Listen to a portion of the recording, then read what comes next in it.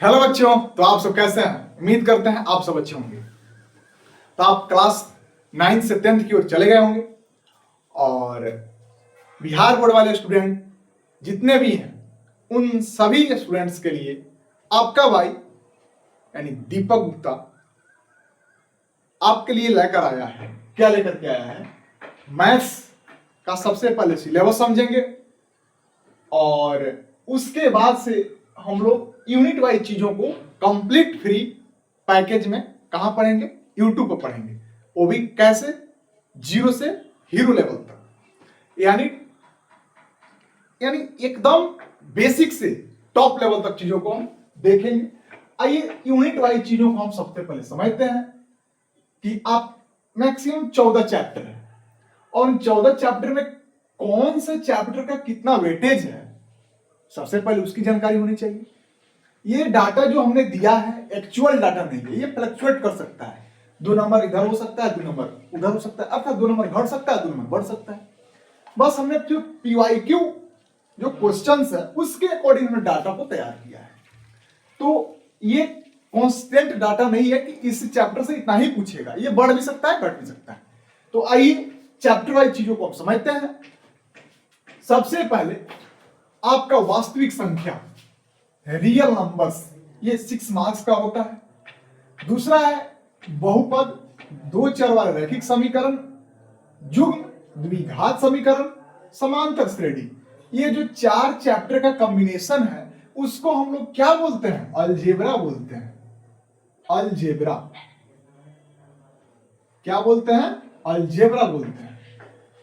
तो ये कितना नंबर का आता है? 25 मार्क्स का आता है। ये क्या है? ये सारा अलजेब्रा का पार्ट है।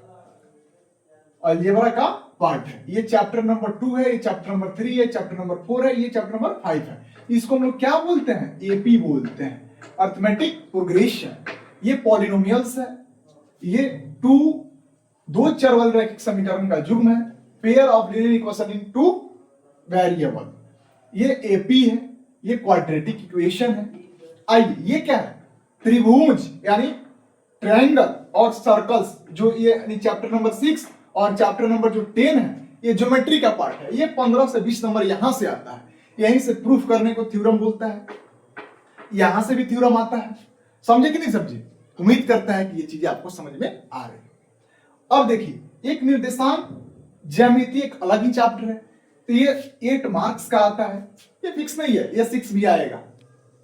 ये एग्जामिनर के पॉइंट ऑफ व्यू से उसके ऊपर डिपेंड करता है।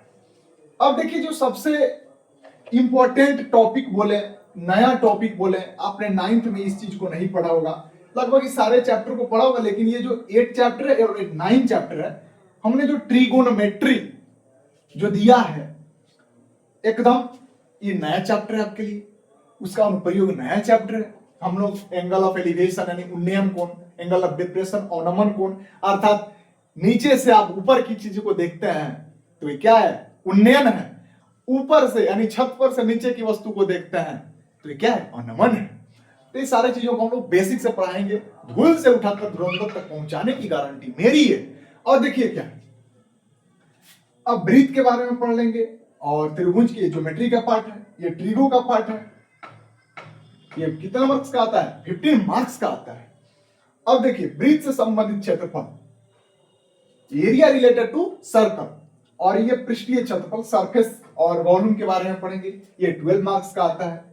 ठीक है। और ये इंपॉर्टेंट जहां से 5 नंबर्स आते ही आते हैं, ये सांख्यिकी है, ये प्रायिकता है, ये 12 से 50 मार्क्स। अब कहिए भैया 15 मार्क्स का जो ईच क्वेश्चन होता है वो कहां कहां से बनता है? देखिए बताते हैं, पीवाईक्यू बेस्ड चीजों को बताते हैं। सबसे पहले त्रिभुज से तो बनता ही बनता है।